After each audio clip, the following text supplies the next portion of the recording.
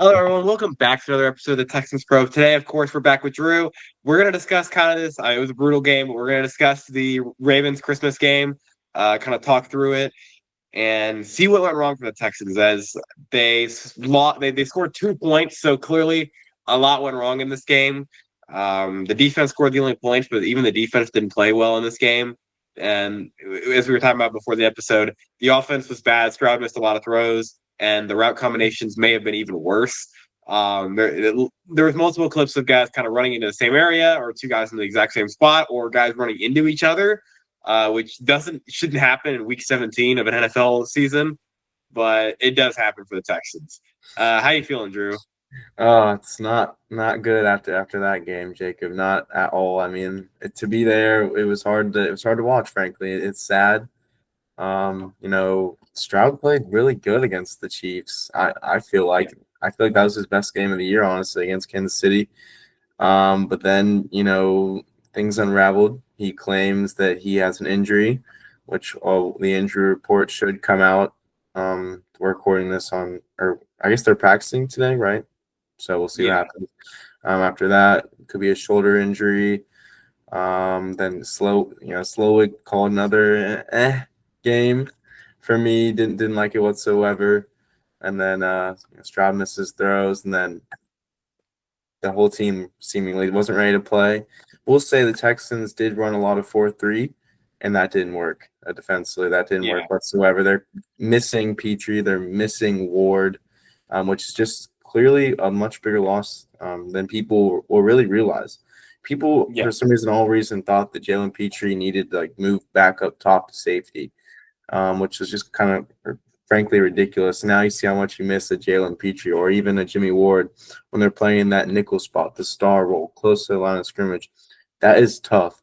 When you're playing against a Ravens team, Neville Hewitt can't really be in the lineup, honestly. I think that was a mismanagement by D'Amico Ryans. That's probably, honestly, his worst coach game of his career, maybe because of the stakes, because of the personnel management, frankly, because you really can't do that. You can't go away from what's been working and then just completely get lost in everything and say, you know what, we're just going to run 4-3 with our linebackers and hope that they can stop the Ravens. But the Texans' run defense has been fine all year, and then they all of a sudden fell yeah. apart. So it's just everything was bad about that game. Everything, nothing. There any positives? I can't really think of one. Will Anderson, he was Well, pretty good. that's true. That was a fun little Uh, position he had there. Yeah. yeah, Will Anderson was decent. Kamari Lassiter was pretty good. He had the safety. Yeah. Tommy Um, Townsend. Right. Tommy Townsend had to be like the star of the game, yeah, frankly. yeah.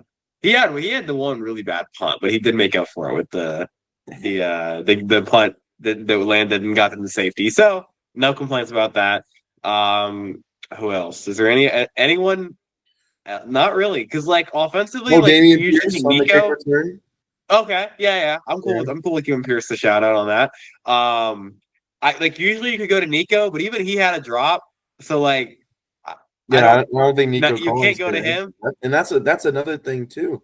I guess they kind of went away. They did go away from the screens. Slowly Yeah, did go away from the screens after they didn't work because essentially the Chiefs exploited them. But the thing is with screens is there's so many different ways to run it. So now we're talking about lack of creativity. You're getting yeah, scared of your strengths. You got scared away by the Chiefs, and now you're not finding another way to utilize your strengths, utilize your playmakers really. Um, and so that's just bad coaching. That's really bad coaching by Slowick. It's not even the play design for me anymore. It's the situational awareness. It's the tendencies, the strategies, and the way he utilizes his players. Personally, I'd rather just see Stroud in quick game. And a quick game is a great way to limit oh yeah, offensive line struggles. That doesn't mean just screen passes or high school football designs. It's yeah, he should be able to scheme some stuff up. And right now, I feel like I said this a couple weeks ago, you have to talk to your quarterback about what makes him comfortable. They need to make Stroud comfortable, and it seems like they're all going to play against the Titans, which you don't necessarily agree with. But the no, reason why it's good that he'll play against the Titans because, first of all, got to get your lick back for that loss that they took against the Titans. And frankly, you don't want to go into the playoffs after that game against the Yeah, Ravens. That's yeah, no, really I get that part of it. That was really bad. yeah, and it sends a um, message to the locker room too. If you're D'Amico Ryans, right? We're not going into the playoffs after that loss. That's unacceptable. And I'm very confident the Texans will beat the Titans. I don't know if the Stars will actually play the entire game, but I think that the Texans will probably beat the Titans by at least 10. I hope so. And I wanted to throw out here. We were talking about this kind of before the episode, but it is interesting now. So you're seeing kind of some of the top media guys or like guys that watch a lot of tape, guys like Nate Tice, and I saw even Theo Ashton video that I posted about Yeah. that they're kind of watching the film, and really none of them are faulting CJ Stroud for this, which I think in this game you can definitely fault CJ Stroud, but as a whole, I think they're correct in the statement that at this point in the season, you're getting to the point where even where Stroud has the protection, either the route combinations are just not very good. There's just not the offense as a whole is just really bad, and I don't know how much fault you can actually put on Stroud for this game, or this Well, season in general. This you can game, have to yeah, put some this of it season, on this a season, yeah, right? the season, yeah. This game definitely you can put some on Stroud, but for over the season, I don't know how much you can really. I honestly, I think the Green Bay game is the one that really started breaking Oh the yeah. offense. That game It was was so so hard bad. to watch, and because that one was really hard to watch because we hadn't seen that like the just collapse, the offense not clicking. It felt Yeah, like we were watching a David Coley led team during the Packers game. It was yeah, just and then even after that, the Colts game was actually the worst pressure wise, but Stroud was actually able. He made enough plays to where it was good. And then the Jets game, where people are talking about where he got hurt in that game, and then it's kind of lingering now. That game and the Packers game are the ones that really crushed what they had going. Because honestly, as we talked about the first like 8 weeks outside of the Green Bay game, Stroud played really well, and since then it's been yeah. the Kansas City game was good. Like there's been good moments, but as a whole, it's just not good because either as Tyson was talking about, um, at this point in the season, you're just getting even if you have the protection, he's just getting antsy in the pocket. He doesn't feel comfortable sitting back there, and there's not a lot that's open. Like even in this Baltimore game, there really wasn't that much that you could have gone to. The misses were there, but it's not like he was sitting back in the pocket just not seeing stuff. For the most part, there just wasn't a lot of things open. Yeah, I mean that's fair, but then you also have the fourth down after they had all the momentum, like that would have changed the game too. Oh, at the Where goal he just line. and I understand, yeah, on the goal line, the swing lead Yeah, play, but also you have the over and the under routes that you should probably have waited a little bit on, and you're running swing leads. yeah, And that actually that's a play for like everyone. You're running swing lead to the boundary. You can't do that. You need to put them in space.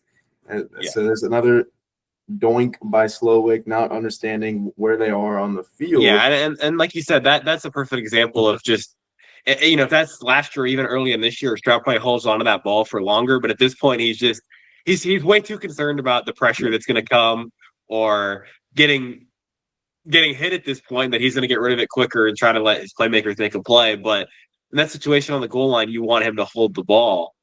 I just don't think he That's feels a prime comfortable holding spot the for any ball. quarterback to have the green light to hold the ball, and he didn't, which is so Yeah. weird based on like how he had played last year or earlier in this season. But you're right. The Packers game. If you win the Packers game and you stop the stunts that they ran and all the elaborate formations that Jeff Haley ran at them, your season probably looks a lot different. You're probably a 13-win team, frankly, if you can beat the Packers and shut down that stuff. But their offensive line simply got exploited. They sucked. They were awful in that game, and they've been awful ever since then. It's just kind of derailed the season. And then I don't want to talk about too much about next season. But I'm scared that the Texans aren't going to make too many changes, honestly. Yeah. I think, I mean, we can't discuss next season because I talked about it. I think the season's over, so I don't really care That's about right, discussing the Jacob. You season. heard it first.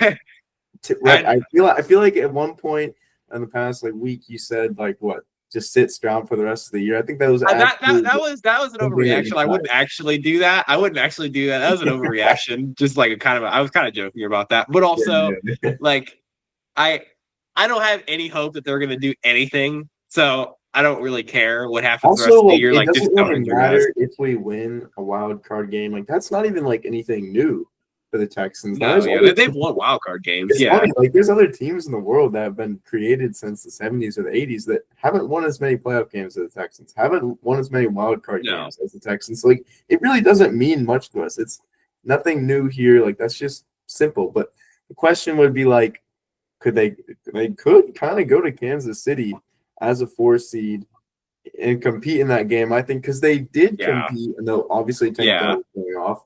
We'll see what Deontay Johnson can do, but they could beat the Chiefs. And then you just gotta you don't want to play the Bills, like, and we know we don't want to play the no, Bills no, in the conference not at all. championship game, but you could play, maybe one of those. You could get a home game in the conference championship. You never know. I mean, uh, it's Yeah. I'm still gonna be tuned in for the divisional game. Oh, me too. I'm gonna watch. Like, obviously, I'm gonna watch the games, but I just don't have a lot of hope that they're gonna do anything. So at this point, I am looking towards next season. Honestly, and it sounds stupid, but if they lose out and that guarantee Slowick gets fired, then I'm doing it. I'm gonna, I would be all in with just losing the last 2 games, and then if that actually means changes happen, because I don't think they're gonna do anything this year, anyways. But obviously, I want to see them win. Yeah, Um, if they play the starters against the Titans and they score like 13 points, lose to the Titans, and then they play the Chargers or I guess the Steelers and just get yeah, dominated, then then Slowick is probably gone, and that's yeah, not like a bad scenario, right? exactly. I wouldn't. I would say And you get a fire Tennessee's pick roster. would be hurt. You have to what? I said, and Tennessee's pick would be hurt. If they win, Oh yeah. they're not a top 5 pick anymore. Right. So, But then you kind of have get a complete staff overall in the offense. Like you can't promote Gerard. You have to fire Slowick. You have to fire Strasser. Which is I don't. Hopefully CJ just kind of like has to understand that. Hopefully you can maybe retain Diggs and just kind of work together with those guys and kind of just throw this season away, which is unfortunate because people had high expectations. And yeah, even I think what Titus or Will Anderson said, like they wanted to go to the Super Bowl, stuff like that. But a staff overhaul is not a bad scenario whatsoever. It's just the culture really needs to be tight. And the culture is the one thing I'm a little bit concerned about now. We saw Laramie Tunsil posting his on Instagram. Maybe it was a please repost this after the game thing. It was just a little too quick. I think it was about 30 minutes after the game ended. He posted on his oh, Instagram. it was even sooner than that. It was like 15. It was Yeah, very quick after. like come on. And I tweeted that, and he liked it, Yeah, so he totally doesn't care. yeah. And then Yeah. also like if we do lose out too, then like maybe the offense line just gets completely wiped. Like Yeah, good I trade wouldn't complain. people, like I wouldn't complain. I Well, wouldn't. and I It's just a kind of lot of caught overall I for a team that we. It's a lot of overall for a team that we like really expected to have a good culture under D'Amico Ryan. That's a lot of change. Like you have to understand, like as that is a lot. The guys really have to be yeah. bought into everything else other than the guys that left. Yeah, and I mean, I wouldn't be upset with trading Tunsil. I discussed this the other day, and I think you discussed this too. I wouldn't be against trading Laramie Tunsil at this point, because I do think that Titus and Fisher have been fine at tackle. You could just play them two at tackle, and then you could add probably a first for Tunsil, and go address interior offensive line. Go get maybe a new tight end. Go get a new receiver. Like you could do a lot with that. And Tunsil's going to want a new contract soon, and he's been frustrating this year. While he's been good, he's been frustrating because I think the main issue that I have with Laramie Tunsil is I don't think he's a leader on the offensive line. You need a guy that's going to lead the group, and he's not the guy to do it. Yeah, and for me, like it's the offensive line is so. I'd rather build an offensive line before I build up the skill position players. I think that's exactly what the Chargers have really done, honestly, with their team. And then they're in the playoffs. They're not. No one's bashing their quarterback, their offensive coordinator necessarily. They're a ground and pound football team, and they're okay with it being like that. And I understand why people might be concerned about getting rid of Tunsil, but yeah, I think it'd be Tyson Fisher. You may not necessarily use a first round pick that you get from Tunsil on an interior offensive lineman, but that's okay. You actually save a little bit of money from that too. You can go in free agency and get someone as well. Like there's multiple ways to go about rebuilding the offensive line. And then, hopefully they would get a new tight end too, because I got my problems with Dalton Schultz. And then you also need another receiver. Like that's okay. Like it's an okay way to build a team, but also a better way to build a culture as long as, like I said, as long as everyone's bought in and understanding that the reason why these guys are gone is because they were a problem. Yeah. And I will say I've started since I don't think the season they're gonna amount to anything. I have started watching some college film lately. I was watching some Georgia film. I like Tate Ratledge a ton. I think he's a really good player. Would love the Texans again. And like late first, I'd consider it. I think he's his run block, very strong run blocker. He's got good hands. Pretty fluid. He's pretty fluid too. He's kind of stiff, but he moves well for a stiff guy, if that makes sense. Yeah. And he's great pass protection. So he'd be a guy that I definitely would like. And we've talked about Harold Fannin on here, or even Tyler Warren, or one of those top tight ends that would make a huge difference. Harold Fannin's the guy that I would love for the Texans because I think you can line him up in line, slot, outside, fullback. You could do everything with him. And he would be a big impact guy, along with Brevin and Stover, which would be the ideal tight end route for me. So yeah, I mean, there's not like while the season's been frustrating, I think we talked about it earlier in the season too. This season was for me. I thought they could be a contender, but everything had to go right for them to be a contender. Where this season to me was more about let's just figure out what the issues are, and they know what the issues are now. Whether they address them or not, who knows? But they know what the issues are. It's offensive line, the offensive staff, and maybe like receiver depth. I think is kind of an issue because I don't think I like Mechie, but outside of that, pretty bad. and then tight end is big. Or Dalton Schultz, not tight end in general, just Dalton Schultz has been an issue. I'm just trying to think of like a scenario or like a historical reference, like what team like kind of went through something that the Texans are going through, because it will take some guts to get rid of some of the staff members to get rid of some of these players because they're highly paid players too. Shaq Mason, Tunsil. Yeah. We're talking Shaq Mason, Tunsil, and Schultz. That's a lot of money, by the way. That's a lot. Yeah, I don't think Schultz is going anywhere. Unfortunately. Yeah, unfortunately. So I do think Mason's gonna get cut. I'm pretty confident. I'm pretty confident that Mason will be gone. Yeah. Tunsil, I don't know. Yeah. But, no, exactly. They're not gonna get cut, or we're not gonna move them. This is just like we see the issues that's going on with the team, and it seems like the more like culturally way to kind of fix it, if you will. Or to create a little bit more balance, because we have the superstars that we want on the roster, like Nico, Will Anderson, Hunter, Stroud, Mixon, Petrie. We got all the guys, Christian Harris, Aziz Al-Shnair. Like those are great pieces to have on the football team. You need a little bit more balance, and like an interior offensive line is so important. Having grinders, physical, tough guys on the offensive line is super important, and that's really the thing that the Texans are missing. And you got lazy guys like Schultz. Like I would say next year might be a little bit of a feel it out as well, but you might have guys that can like jump over. Like you might have Brevin Jordan. Okay, Brevin Jordan, you had a great year. We'll pay you a little bit. I'm not going to pay you Dalton Schultz. You're going to start You're going to start in 2026. We're moving from Dalton Schultz. Maybe we'll draft a tight end. Maybe not. And next season could be a year where maybe you don't fully overhaul the offensive line, but you kind of start the overhaul. Like you're kind of at this point where it's honestly Blake Fisher gets to play. Patterson's maybe starting at guard. You bring in 2 new interior offensive linemen. That it's not a complete overhaul, but you're getting to a point where it's like this line is close to being overhauled. We just can't do it money wise yet. Like we're very close to just completely throwing it. And then if that group plays well, then that's great. But if they don't, then you go for the complete overhaul. If you Um, remember when Casario was first brought in, he was talking about competition. That's why he signed so many players his first 2 yeah. years. We could see something similar to that, where it's like, okay, this guy's here now. You have to compete with him. We're not going to deal with what we dealt with last year. You have to play better, or you're gone. Oh Simple as yeah. that.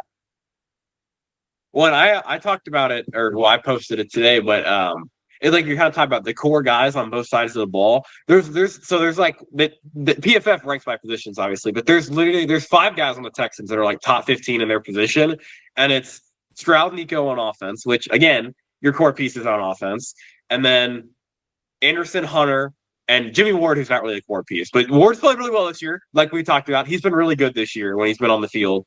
But Anderson, Hunter are clearly core pieces on defense. Like those guys you're building around. I know Hunter only has 1 more year in his contract, but those are probably your 2 best defensive players, and Stingley. Um, those are your core guys. Build around those guys. Stroud, Nico on offense. You know, you could throw Mixon in there. You could throw I would love to throw Tank Dell in there, but I don't think you can at this point because I just don't know He's what's not going to happen. It sucks. It sucks. It really does. It sucks. But you just can't do that at this point. And then, there's guys on, like I said, guys on defense, Hunter, Anderson, Stingley, Kamari Lassiter, like guys like that, you have guys to build around. So while it's been a frustrating year, there's a lot to be positive about. Um, and hopefully the changes are made in the offseason. Yeah, you're making me want to move on from this season too, but I'm not so sure the next season is going to be too much different. But I'm just glad that, Yeah. like, unlike other teams, they genuinely do have a future. Like the Colts were a team that really wanted to compete this year, but they didn't have Oh they don't yeah. have they don't have young talent, so they have nothing to look forward to. So now next year they're going to be even worse. Like that's a horrible spot to be in if you're a Colts fan, and I guess the Texans are like pretty much locked I'm in the pretty division confident next year. that But I'm at the point now where I think staff overhaul is coming on offense, and so I'm optimistic that will significantly change the offensive look for next season. That's kind of where I'm at. If they don't change the staff, I'm not going to be all that optimistic though. yeah, So and frankly, that could change the offensive line. Like they don't have to move. Maybe they don't change anything on the offensive line. They're just like, all right, this year we're gonna see that if it was Slowick's fault, or we're gonna see if it was yeah, Strauss's fault, and then in 2026 you might change the offensive line if you have to. But they're gonna just really see because they invested a lot of money in the offensive yeah, line. They were and I confident think this they'll was gonna be still, the five. and maybe they don't completely change the offensive line, but I still think they'll add like 1 or 2 guys, right? Like they're not going to keep it the exact same. I don't think. I would be very upset if they kept it the exact same. I think they'll at least like sign a guard or like they're going to have to do something. But even then, I'm talking about the other day. I'm still at the point where I think Juice Scruggs can be a center for this team. And I know that seems like it's a little outlandish, but I really do think a lot of what people blamed him for was not his fault. Yeah, Earlier in the yeah, season. seemingly now it's just like whoever is there's fault or the offensive line Yeah. coach fault, essentially. Yeah, I don't know. So let's go ahead and move on. Let's go watch some of the. I guess we were talking about just watching Stroud's dropbacks in this game. Yeah, So let's go ahead and get that. Let me share my. What was frustrating too is that Stroud started off this game with some pretty good throws actually, and then it got ugly quick. right. First throw of the game. Here we go. So this is a nice little slant to Nico. Let me get this out of the way. And that's a good play to start early any game, frankly, Yeah, against a team that runs. If you know the team's going to run zone, though, kind of an aggressive look to start from the Ravens. They could have been a check yeah. to that play as well. Yep. And then okay, this one I saw it in real time and then I watched it back. So to me this looks like one of Stroud or Mixon goes the wrong way, and then or maybe that's the design. I don't know. It Well, looks really if the weird. routes are all flooding to that left side, then the quarterback has to go to that side. Yeah, it looks like Mixon just went the wrong way. Or Yeah, well, because it looks. Actually, I don't know. I don't know. That's weird. But again, Stroud has to roll out to the left side. Oh yeah, no. I know the rollout was the right way. I just the play just looks really weird. He also could have probably hit this to Mechie, but um, I don't really hate getting it to Stover. And you got to try to make Yeah, the corner miss. I But think. Well, if there was more space to Stover, it would make a lot more sense. But since you have the yeah, defenders kind of gravitating towards Stover, that's when you should be going to Mechie. yeah. That's a key. Like that should tell you to trigger. That's one of the things that Stroud needs to prove that he can do again. We can say we're optimistic about Stroud all we want because of what he's done in the past, but that's becoming to be a long time ago. The past is now. Oh God, this play was so stupid. Okay now I don't know what is going on with this. They you run a sit and it's a mesh type concept. I get it. There's no way to throw this football because he's just standing there. I guess It you could looks throw it like to Stover, but that's I don't know. I so. It looks just like he got chipped and he got pushed upfield a little bit too far. yeah But that's actually what I would say is he should have been the low man, and then is that Nico should have been the high man yeah. This is on the Nico. mesh. Yeah So they should have been flip flopping roles, and you probably have an angle to run the mesh. But of course, he's actually open on the mesh pattern. yeah. But there's no This protection. So does Stover get chipped? I can't tell if he gets hit or if he just stumbles. I think he just stumbled. he probably got chipped by the end. I don't know. By that It doesn't look like he touches him. right. He looks like I he mean, can. maybe he gets like on the foot. Maybe I don't know. Yeah, it's Low weird. key is illegal, but so Yeah. yeah, I think I think that again the sit is just there for zone. But you're not going to hitch to No, that I after don't 2 actually. I seconds. don't have an issue with the sit being there. I just don't understand why you're like. This is more Stover to me than anything. I don't know why he's. You can't really throw the sit because Stover. Yeah, Stover just trips. Yeah, the timing's just all messed up from the Yeah. chip, and then also I would have preferred him to be the guy going lower, and Nico running over Yeah. top. Nico. Right. Yeah. No. Agreed. Like, This because I is feel a like good yeah, ball here. I This feel is like most mesh patterns have the low man and the sit on the same side, not by high, because you don't want two routes that are higher. yeah. And that was a good catch by Nico, which didn't get which we didn't get when we needed it. Waited. Yeah, good throw here for Stroud too. Um,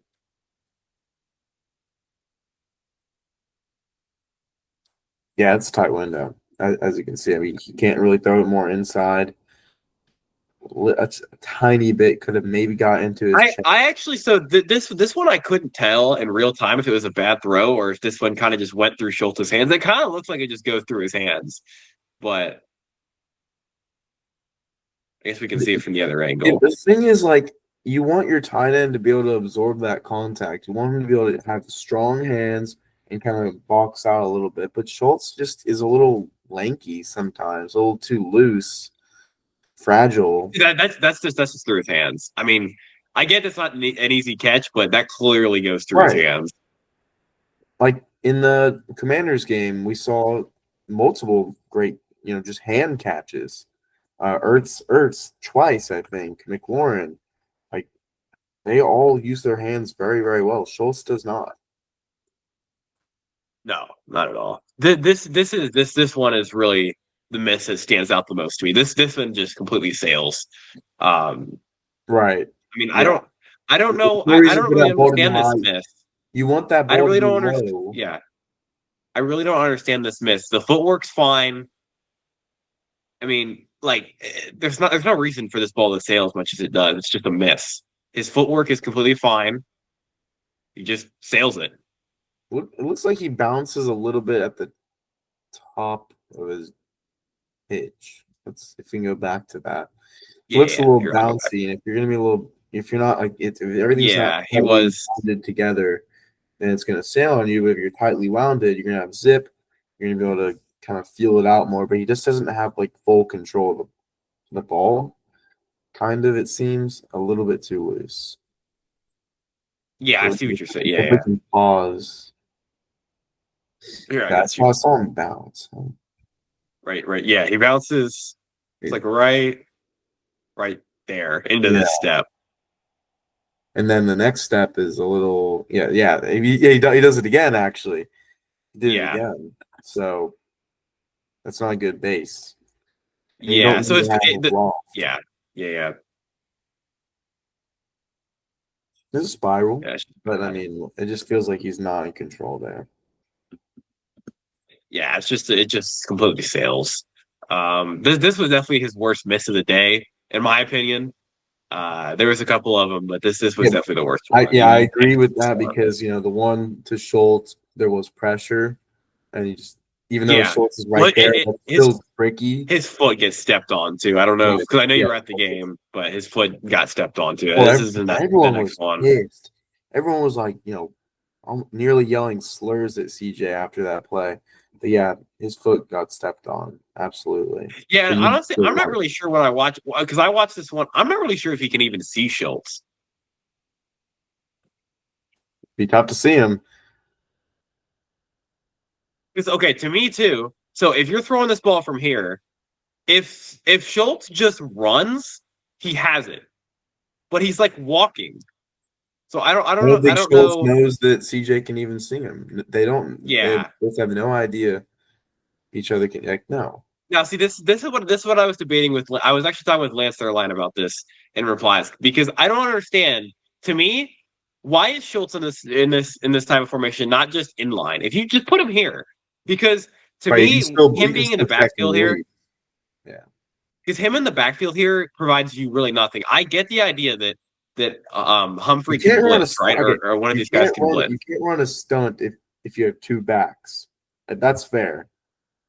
That's fair. But Yeah, they just clearly can't see each other. yeah, And and then the problem, and then he kind of gets in the way of Tunsil's drop. It's just I don't know. I just I guess you just take away the stunt, but I don't know. let's see how many steps CJ takes in his drop. I guess that was 5, so you can't really take any more. Because it just feels really that whole play seems very condensed. But also, I will say, I think Jared Wayne did separate. I don't know about the timing necessarily, though. Yeah, here I'll look at it. Let's go back.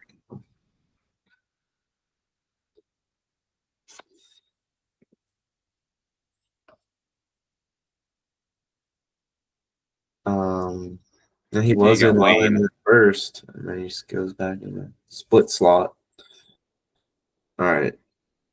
Yeah, Yeah, that's pretty. you can kind of if CJ felt it and stepped a little bit to the right, probably still throw that to Wayne, but yeah, Yeah, he has kind of stepped tough because left Fisher because of kind of, Patterson getting overwhelmed. and then yeah, Fisher kind of gets beat too. Well, not necessarily beat, but he kind of. That's It's not fine. really. Yeah, there's not really anywhere for him to go in that pocket. You can't really. You could have tried to step up, but I just because you kind of the problem is that if you step up, then you got Roquan just kind of sitting there. He kind of just sits in like a spy almost. Offensive line Here. play will always be the one thing where it's like I'm not 100% sure, quite frankly, but Yeah, because like I said, if you want to try to create and try to get this to Wayne, you probably could, but I just don't know if he can get through this. Because right. at this point, I mean, he honestly he makes the correct decision to just getting it to Schultz because there's a lot of room there, but the Yeah. timing is just way off. And like I said, I don't think Schultz thinks he can see him. No. He'd be running. He'd be running a lot faster. Or who knows? Don Schultz, is kind of weird at times. Yeah, I mean, if he's running, he catches this ball, Hmm. but he's not. So I don't know. Here, let's watch the footwork or the drop on this. Yeah, Much for this I one. can kind of maybe figure out because so he steps left after Patterson gets overwhelmed. That's when Wayne separated. So let's see how much space there was. No, not really. Not No, enough space. no. That's a very tight pocket. This one, I actually did like this play here. I remember, I think it's a good job by You got two routes open. You got Mechie and not mixing open. God, it also wants watch this back. Yeah, you could have, yeah, you could have thrown that one either way. Probably would have been probably kind of the same yardage, but um, Yeah. I did like this because you kind of see, he actually had time. He actually, it felt like, we kind of talked about it during that Jacksonville game where it kind of felt like he was going through his progressions way too quickly, just getting to like scramble drill pretty much, where it's a good job by him here. Just, you can see him going through the progressions. Yeah. Boom. Nice little And 10 yards. it's a very clean mechanic too. Like that base is not bouncy. He's bang, bang, Yeah, bang. yeah. Boom.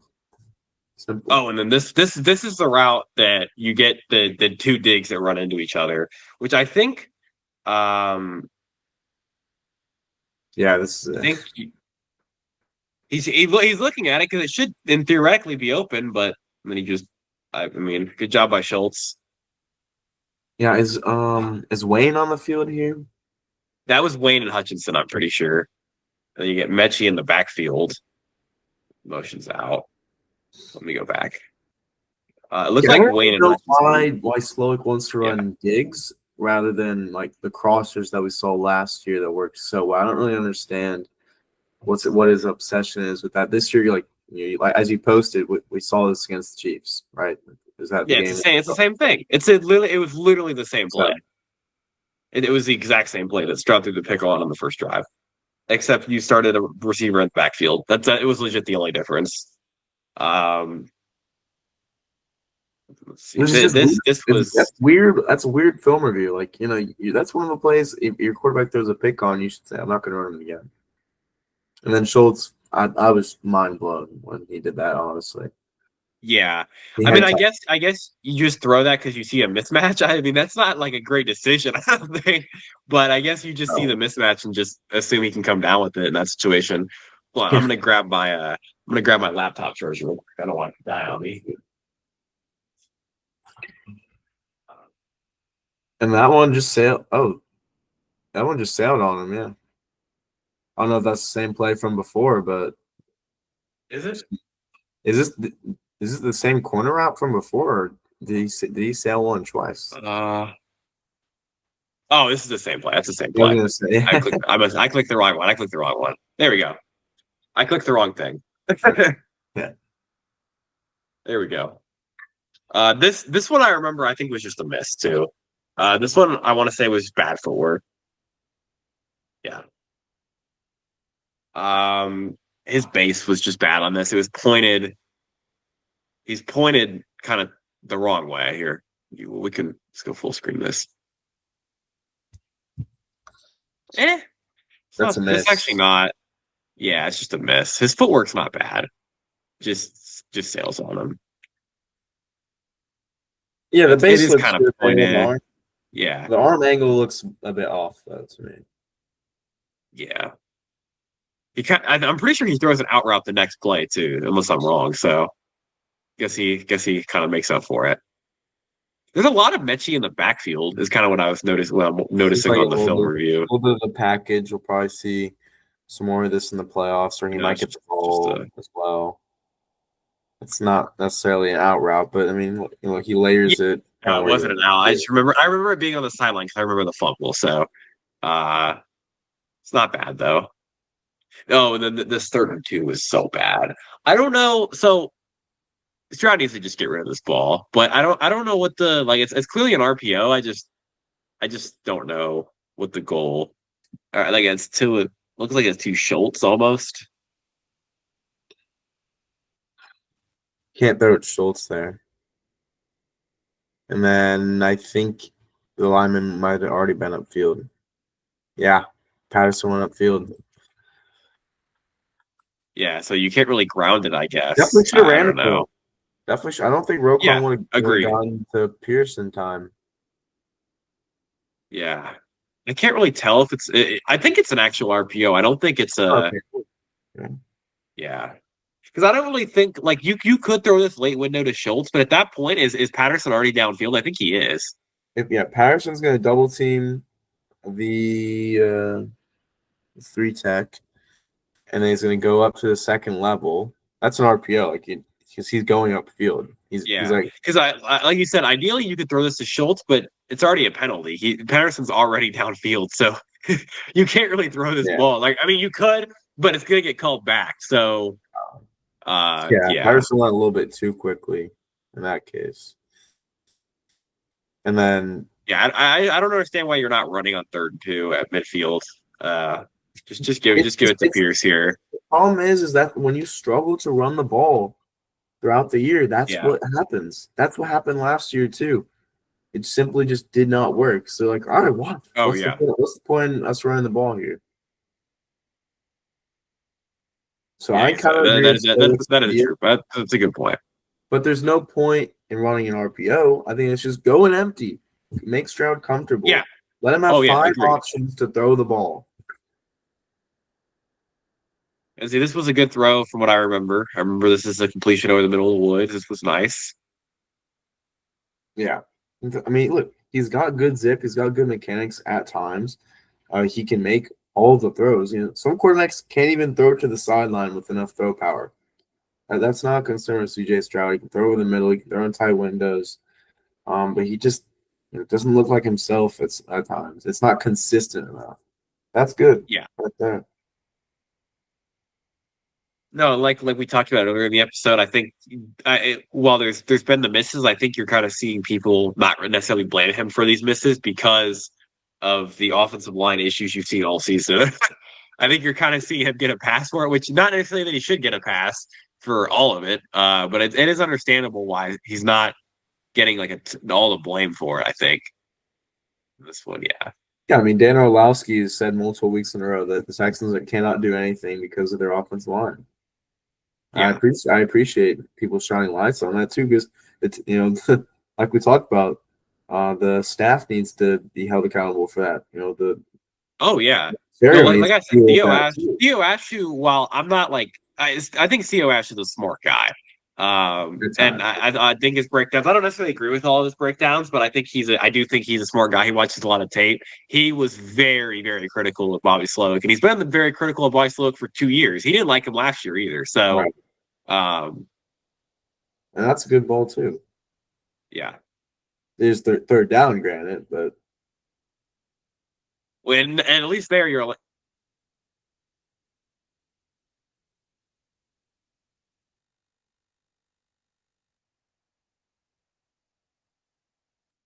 and at least when you pick that up, you allow yourself to go for it on 4th down. You know, for 3rd and 12, you pick up 9. You're able to go for it. yeah, and that was a problem earlier in the season. They would kind of try to take us out of field goal range at times. They wouldn't get into field goal range. This is Yep. that's okay. Why did it skip so many plays? What the heck?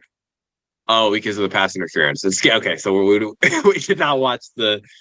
I forget that doesn't count, but Yeah. um, Uh, and then that's kind of where you was need a bigger target in that spot right there. Like yeah. and obviously they do have Nico in the slot on the other side. They're clearly Well, see, shaded. I'd rather kind of flip it, and if you're gonna run the slant, I'd rather have Nico run the slant and Mechie run the out. But yeah, Well, I think it was an option route because of the coverage. okay, that makes sense. Yeah, that Yeah. makes sense. You can't. But yeah, Yeah, I you mean, see the it's linebacker a right good there ball. to Nico's It's inside. it's a good ball. It's Yeah. a good ball, and it's probably the correct decision. Just good play by Marlowe, and you'd Right like Mechie to catch decision. this one, Would but rather it's a have tough Robert catch. Woods there. Would rather have Hutchinson in that spot too. Yeah. Rather have. No, I can't say Schultz. I can't say it. Would rather have maybe Irv Smith.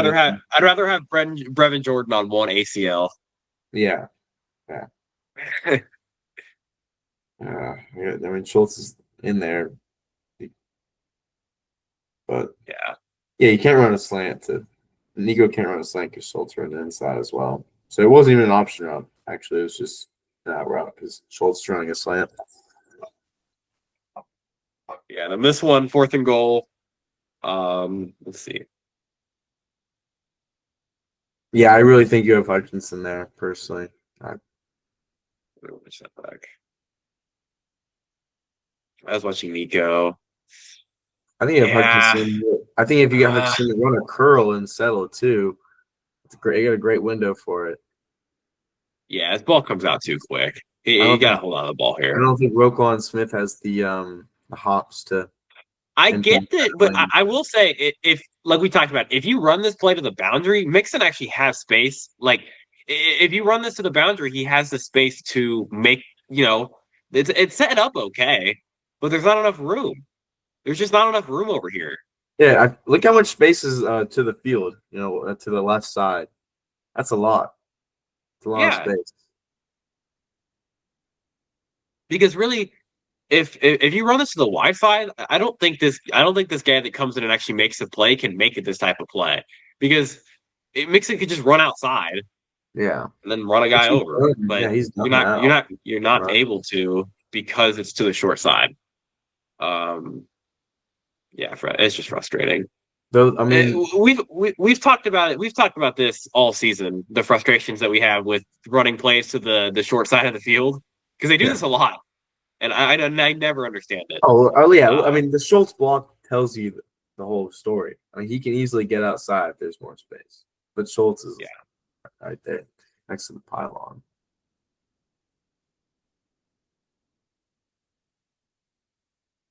and that killed the this game. is a I good mean, ball.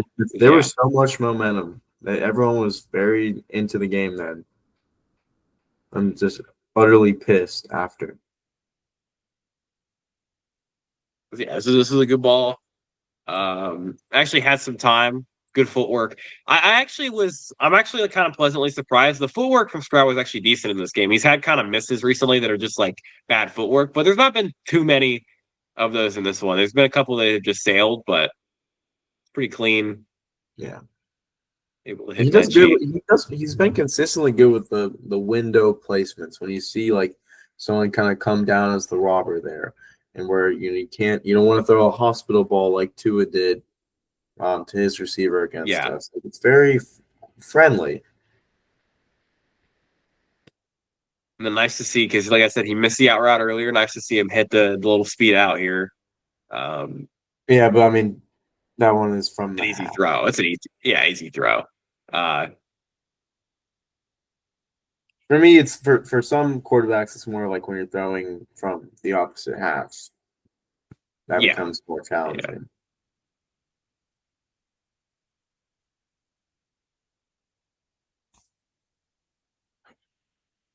You got another receiver in the backfield, so they did that a lot. And Oh, then this is what I was talking about. This is the Nico. Nico has to catch this ball. He brings this ball in 9 out of 10 times. exactly. Just didn't bring this one in. I mean, this is another window throw like you're talking about that he's been good at, and it's a good ball. Yeah, I mean, look at that. You got Roquan's got eyes on the quarterback. He's shifting, trying to follow him, and Stroud still makes the throw. Then this is when it becomes a team problem. It's a team game. Yeah, and I will say this is it's kind of bad that it kind of just symbols of the Texans. It's not great when you can't run the And ball. that You're was just second and two, and pathetic you play. can't. Honestly, that play really irked me. Which one? This right What here, about it? no Yeah. separation, and I think and then Oh yeah, yeah. probably not even trusting. You're not trusting Schultz to be able to catch it in his hands, so you're trying to stretch it out too. Or put it in his chest. Let's see what happens here. But no. And then actually, I think you have. Hold on, if we can go back to the other view, Yeah, I got you. a little smash concept. Looks like you might have Mechie, but there could also be a safety. I'm not entirely sure. But there's a little bit of pressure. But we also know Stroud can throw with anticipation. Yeah. All right, Kyle Hamilton's at safety for there now. Yeah, Mechie. Yeah, Mechie Yeah. was there. And like Yeah, again, Stroud actually that's the made thing. a very Stroud actually made a very similar throw to this later in the game too. Here I can find it. The deep ball to Nico is of like a very similar type of throw to that one. Like he can clearly make this When was throw. let's see when it was in the game. Oh, I left. I wasn't there. I had already left. But yeah, this is I mean this is a very similar throw to what the throw to Mechie would have been under pressure. Um, I mean not the same route concept, but or I mean kind of pretty much is. I Just mean, float it. again, yeah, you got the corner route, you have the safety going to the flat. I mean, he should be able to read the key and know, okay, the proper thing here is the corner route because someone's dropping to the flat. Someone dropped to that flat on Schultz, so now you can go to the corner route. But he didn't. He was I'm panicked. honestly shocked they didn't throw a flag here because that might be the most obvious pick I've ever seen. But I think because it was so I mean, quick, it's like you don't really have time to like. yeah. He was just starting his route. It's not like he had been running a route for a couple feet and then said, "No, let me just push you." So I like that design. Yeah, Maybe no, if it's in I the don't red hate it either. zone, they might call it, but maybe if it's a closer game, they might call it. I don't know. Whew. See what happened with the pressure. I haven't really noticed anything too bad from the offensive line yet. I Fisher guess, got absolutely killed here. Yeah, but Fisher just got obviously killed. there was a stunt earlier in the game. But like, at the same time, like their Stroud could have got rid of it earlier previously in the game. So Yeah, Fisher got killed on that play. And then yeah, Titus gets killed on this play. by when he tries to hug him, is that the Yeah, one? Yeah, that's yeah, just bad technique. I don't really understand like why and that's why it's you don't really want him to guard, I guess. The technique is just no, not there necessarily. It's not something you no, should be he's doing to not a break guard. through. You got to put your hands in their chest, not on their arms. You can't put your hands in their arms because they're going to be so much more advantageous with their power. They're in control. Like Tice has no control over that rep. He's not attacking the defensive lineman. Yeah.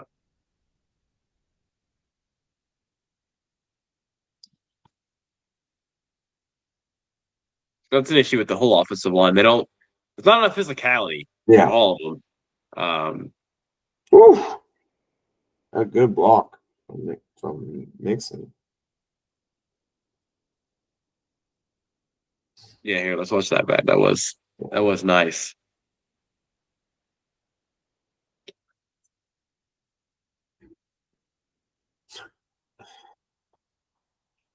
I don't know why I like when Stroud Bulls that. runs. I can appreciate when he gets out, gets his yardage, goes down. I think you're gonna have to do this type of stuff. We talked about it last week last week Yeah. or the week before. Where you're gonna have to uh, do stuff out of structure if you want to have any success with this offense consistently. So I don't know why he scrambles though here. I don't know. I don't understand. He can very easily like I've seen there's that one clip of like Shadur Sanders kind of running, and then all of a sudden he stops running, scans the field, finds this guy. So he stop right there, and then but he runs. But of course, this way it's 31-2. He's probably pissed off. no, this is 17-2, I think, at this 17 point. too. This is trying to just which Yeah, I that was an like I said, important time. second and 10, get 7 yards. I don't hate that. And That's this fair. is a pick. Like never was open at all. No. That's one of And those. then this is the one that Theo Ash talked about in his breakdown where I don't understand what I mean, Right. what's going We on. saw this earlier in the season too, or like it was 2 weeks ago, or no, it was the Chiefs game, or the Jags game, where they're kind of running a corner route and an out route very close to each other. This has Yeah. happened multiple times. Because the thing is, so and he talked about it, if Nico runs this out right here, There's enough room where Yeah. this corner can cover both guys at the same time. It's just, and granted, you just want him to throw the ball away here And probably, I but don't third and understand three, why they're not putting down a route 15. like just a little bit past the sticks. Like, just go to the sticks. Why are you going that far past the sticks? Because the leverage? You have to go be. Sometimes you have to be a good teammate and set your teammates up to be open. I feel like Nico should have just said, "Let me stop here at the sticks. Schultz will be open." Yeah. So it may not necessarily have been on Slowick. It may have just been Nico thinking that because of the leverage that he should do that. Sometimes it's all about leverage. It's about spacing, and the receivers are kind of told to read it out. And that's a big thing in college, and I feel like it's sometimes utilized in the NFL. And Nico's been involved in that play twice now, where his spacing was poor. Still a great receiver, though, obviously. Oh God. And then this one, I mean, Mixon's just on the wrong side for where the blitz is coming. I don't know. I mean, there's just like tons. Okay, you can stop it and clearly see something's not right when these two guys aren't blocking anybody. Yeah, and that's happened again. This has been happening. It's rinse and repeat. I mean, Well, when your two of your interior guys aren't blocking anybody, something's not right. Go pre-snap if you can. Yeah, I don't know why Mixon isn't on the left side. That doesn't really make sense number-wise. Because look, 49. Well, because I think it looks like to me a slide right. Yeah. But then you would want Mixon And on the they've left been side. doing that, or apparently they've been doing that to get Tunsil like one-on-one and stuff like that. But then, yeah. Because Titus isn't going to help Mixon over here. Tunsil doesn't need help. Yeah. But they do need help. They need Mixon to be on the left side. If you're in a slide right, your running back doesn't need to be on the right. He needs to be on the left. Yeah. I don't know. I don't even know what to say. You got 3rd and 17. Yeah, this one the offense. Did they just? Yeah, to me the first half was a lot of Stroud mistakes. I think I said this like after the game. A lot of Stroud mistakes, timing wise too. And then the second half, the offensive line fell apart. Completely fell apart. I mean, I don't know if it's just me, but not necessarily a fan of running 3 curls. On 3rd and 17. Yeah, that's never gonna go away, unfortunately. That's yeah. Any team will do that. I don't know. I guess I'm just not a fan of it. But I'd rather run some type of something else. Well, you can run anything else. Maybe a 5-man concept out of empty. Like that's fair. Yeah, that's what I would rather do that over curls. But then at 3rd and 17, I'm not expecting you to pick it up anyways, so it's whatever.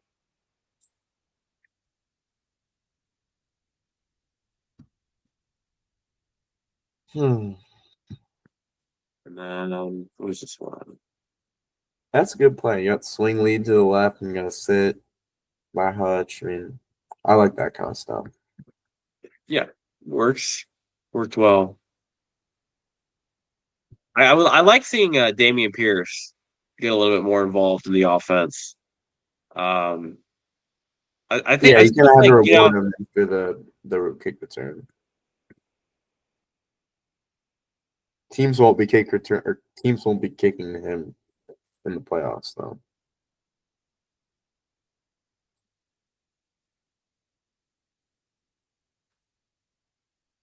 Yeah, Mechie open.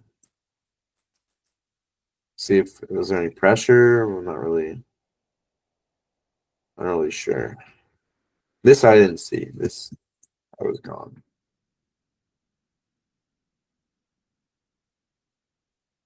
Yeah. Let's see. Pressure, yeah. You got a ton of pressure. That was close to a leg shot. I did not like that look. He almost got his leg taken out. Dameon Pierce, right? Yeah. Yeah, Mechie. That she definitely open. He doesn't even have to go full speed because there's that much space over there. Yeah. And that's just a simple cover 3 beater. And you got Schultz, trying to get the eyes of that safety, pulls him. You got 2 verticals against, one deep third.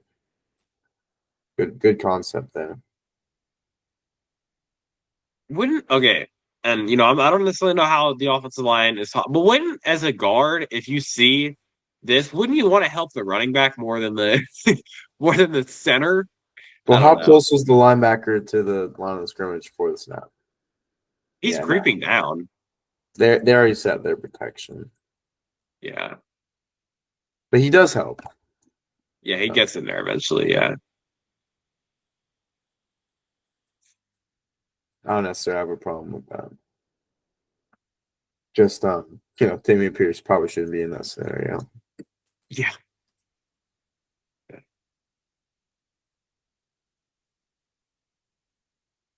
And then that's just a little check down. He did have the slot fade he could have went to. Kind of surprised he didn't go to it based on the score. But Yeah. that's the handle is done. That's what stands out to me there. Yeah, I mean that's always a standout with this offensive line if they can handle a stunt. So Right. always impressed when that happens. It's rare. It's rare. So gotta take our wins when we can get them. This is a Nico throw that I referenced earlier. Right. So we've already seen this.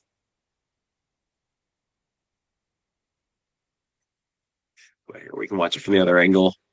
It's pretty impressive. It's pressure right in his face. Just floats it out there. Good throw.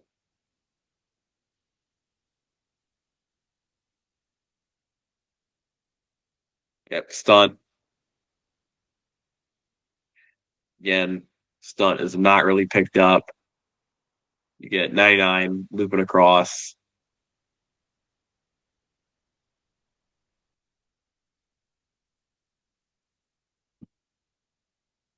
Let's see. A 0 yard sack. Just run that back to something. Oh, yeah. Okay, this is kind of me nitpicking, so I get it. But again, every single time I watch Scramble Drill, why does he never? No, Dalton Schultz never comes back to the ball. He just stands there. He should have. Yeah, right. He should have went all the way that way. Don't just stand there. Schultz can't get to you from out there. So I understand he's probably a little bit more tired than the other guys. He's not as quick as the other guys, but you're right. That's not something you want to put on tape. This is the second week in a row where this has happened, where there's a scramble drill, and he just kind of stands there. As you know, he's a big body. He has a smaller guy on him. You would think you'd want to be a weapon down near the end zone.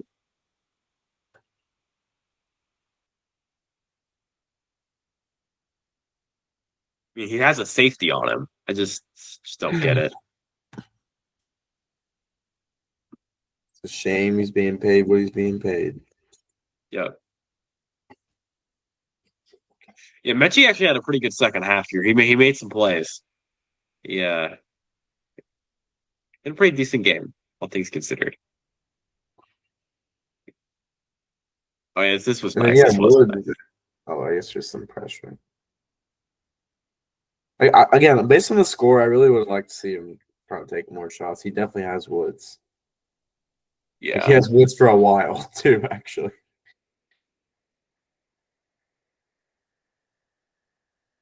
And I don't know what that is. It's like maybe a lack of comfort.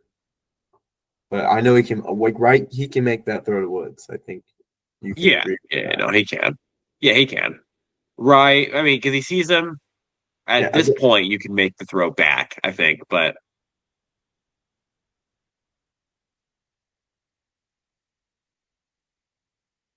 then sack.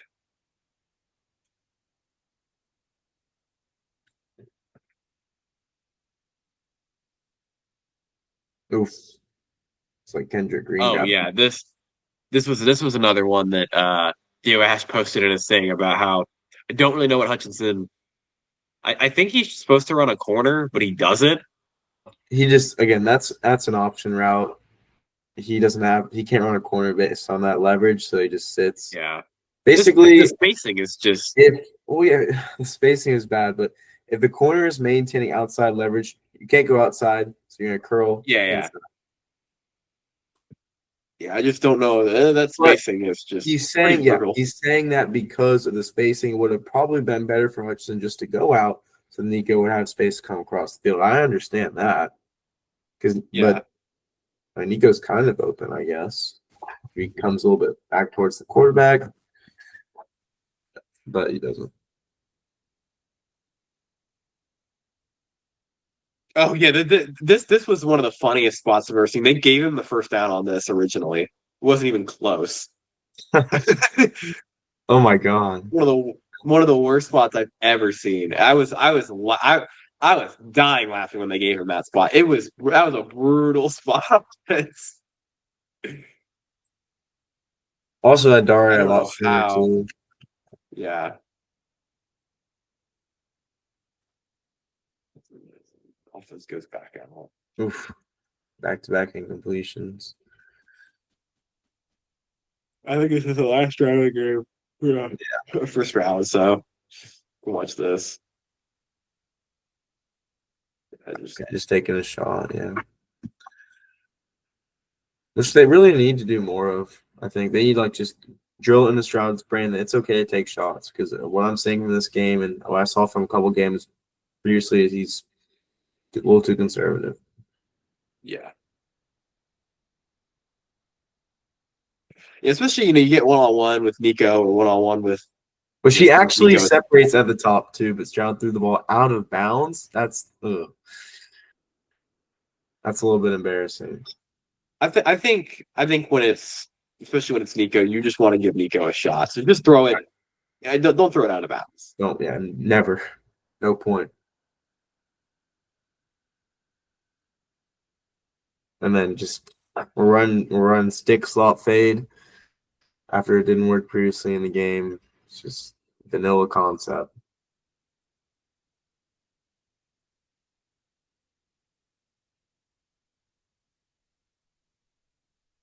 Another pretty lazy route by Schultz too. Yeah, I don't know why he thinks he can separate there.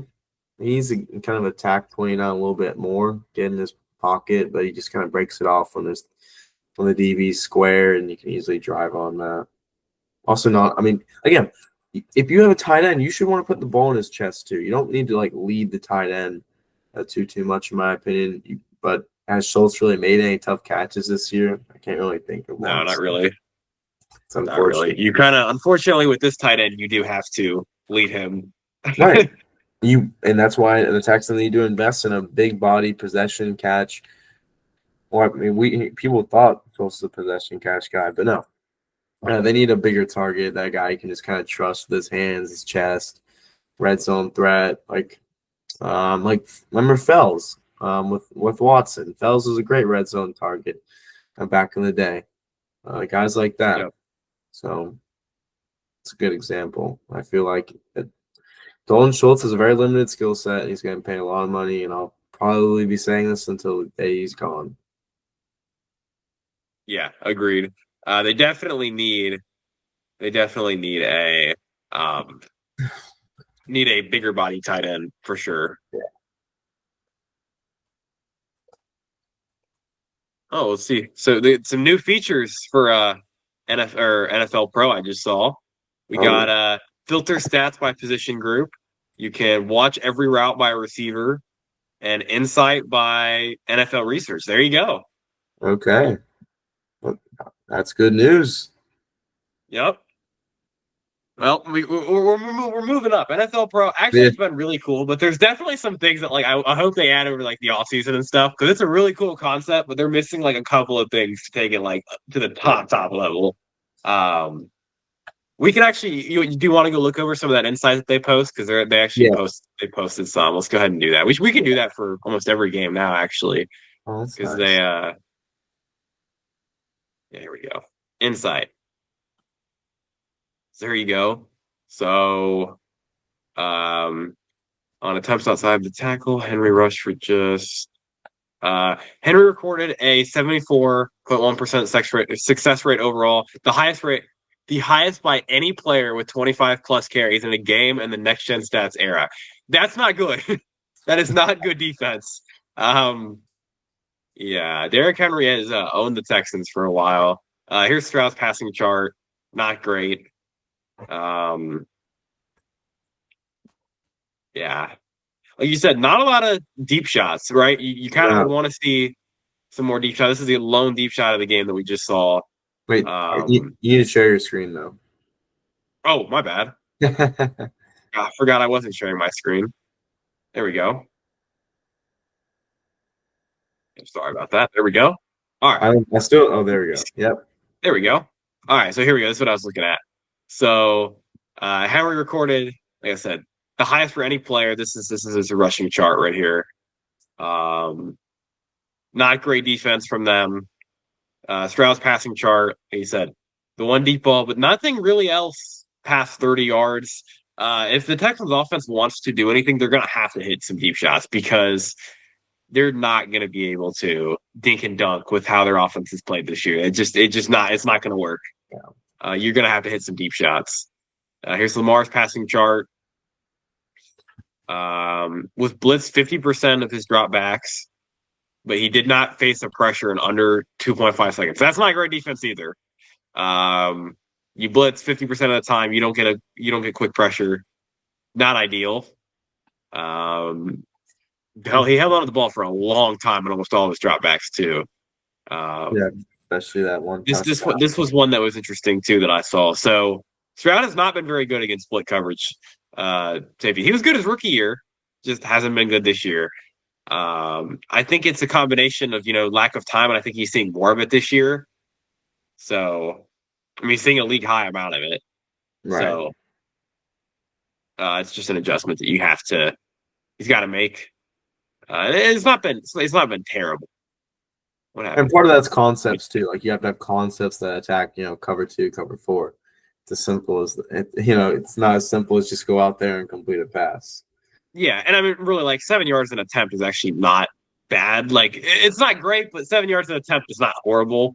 If you're playing split coverage all the time, he's turned the ball over too much to get split coverage, which it doesn't really it doesn't really bother me too much.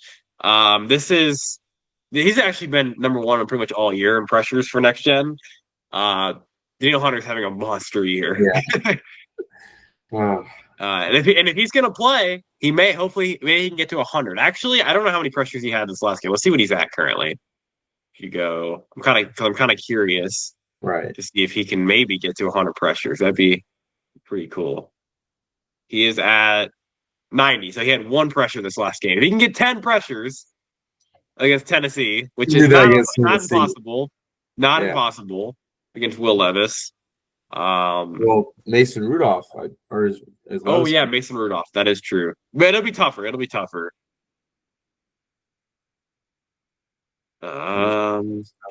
Texans are running what? Plus 21% in 12 usage. Whew. I'm kind of surprised by that. I'm a little bit surprised by that. Are they saying it's a high amount or a low amount of 12 personnel? No, they've been running way more of it. Yeah. No, they have to now that Tank Dell is out, especially. Yeah. Well, no, I'm just surprised for over the season. It's over the whole season that they've run. Oh, yeah. They've run 21% more. I should say a Shanahan scheme is a bunch of 12 personnel. Yeah. I don't know. I have my grievances with it, but yeah. No, I agree with you. Like you said, the LaFleur McVay scheme is a little bit better in terms of run play design, I would say. I just don't think that the current Texans offense, like the skill positions and stuff, match with what Slowick wants to do when it comes to 12 personnel. They don't have the 2 tight ends and the offensive line to go in 12 personnel all the time. Especially when Diggs and Tank were healthy. Like they can play 11 personnel. So that's just one of my grievances. Texans offense has been insanely inefficient. If you were curious about that, He won't Despite their inefficiency, they have recorded a 14.6 explosive play rate, which is the 11th highest. So, hey, they are hitting some big plays. There you go. They have scored a touchdown on just 36.2% of the drives when they get an explosive play rate. That's not good. That's not good. But they are hitting explosive plays. Stroud has faced quick pressure under 2.5 seconds on 18.5% of his dropbacks, the fourth highest in the NFL.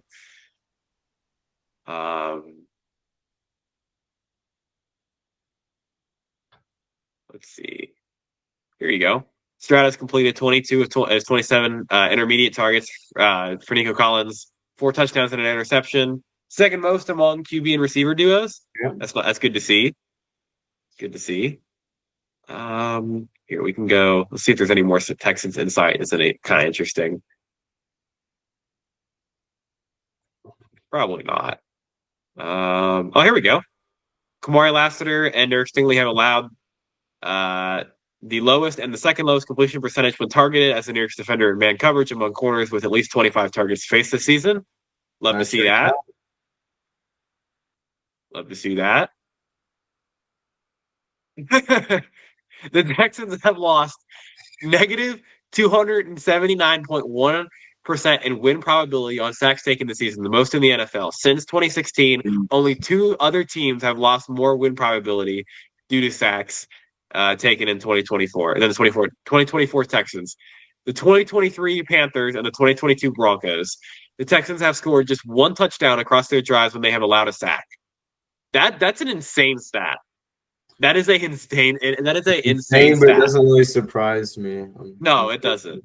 But that just goes to show you when Dan Orlovsky talks about why the Texans can't do anything because of their offensive line, that's why. Because actually, here, I do want to show something because I don't like the narrative that for the most part that people kind of run with when it comes to because granted, so people have started people that watch a lot of film have started going with the narrative that sacks for quarterback stats, which sometimes are true, but not a lot of the time. If you want to go sort by because PFF does this where they sort by who's at fault for the pressures.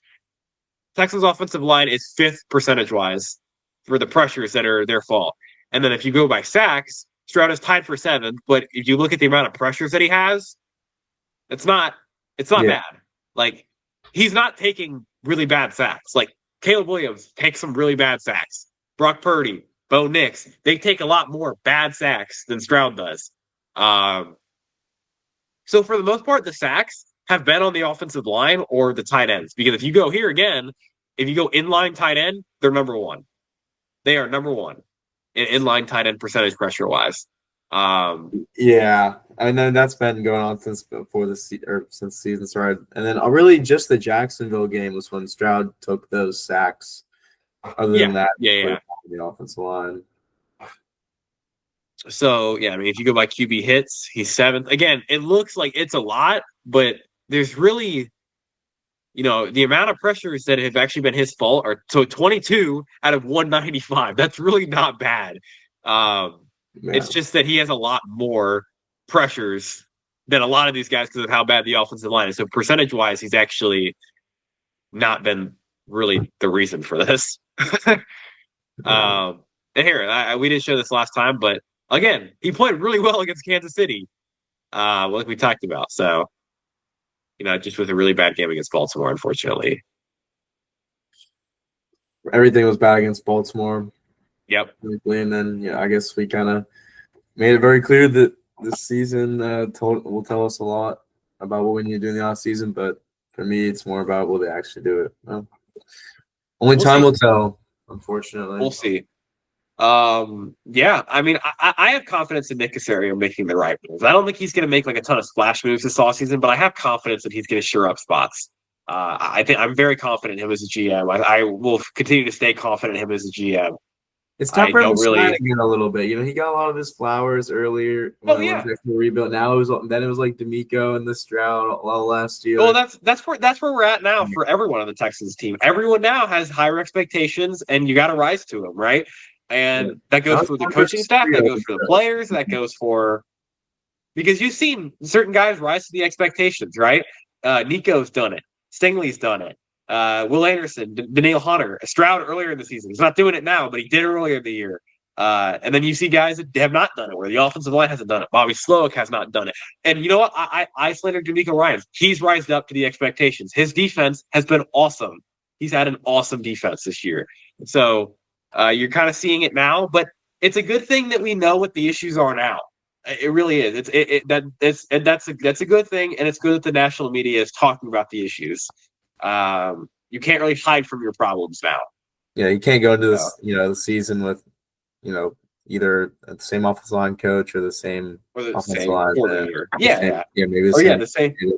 Yeah, no, you got to change something. Something has to change, right? You can't keep the exact same group together. So right. Something will change. Something. We'll see what it is. Yeah, no, I'm excited. I'm excited for this offseason. Yeah. Hopefully the Texans can do something in the playoffs. I don't have a lot of hope, but maybe. You don't have a lot of hope. It's okay. No, I know. I have no hope. I have zero expectations. Well, no, I hold out a little bit of hope, but my expectations are negative. Like I'm in the negative expectations at this point. Yeah. I would be surprised if we kept our wild card game to a 1-score game with how we're playing. So, yeah. We're playing like a very bad football team right now. So, anything else you want to add, Drew? No, that was it. There was actually a good crowd of fans at the Ravens game, so I think the playoff game will be a good atmosphere. But we'll see how that goes. Yep, that's good. Whether or not I'm down on the team, but I still watch them. I still support them. Like I was telling him, I'm going to Vegas this week. I'm going to wear my CJ Stroud jersey. I'm going to wear my Texans stuff. I don't care. There you go. Listen, that's how I can be negative about my team, but you can't be negative about my team. That's where we're at. I can be realistic with them, but I'm not gonna give up on them and act like I don't support them. I watch all the games, and even this one, I'm flying out on Sunday, so gonna land and watch the game. So I'll be watching, but I don't really care about this Tennessee game, to be honest with you. Unless they score like 40 points, I really don't care. Right. So. All right. Well, we appreciate y'all for watching. Thank y'all for tuning in. As always, we appreciate all the support. We will be back on here next week previewing the wildcard game. Hopefully the Tennessee game goes well. Hopefully no injuries to, the guys that are going to play. And hopefully the offense plays better. And hopefully the defense plays better than last week, because that was just a brutal showing on both sides of the ball. Like I said, we appreciate y'all's support, and we will see y'all next time. Yeah.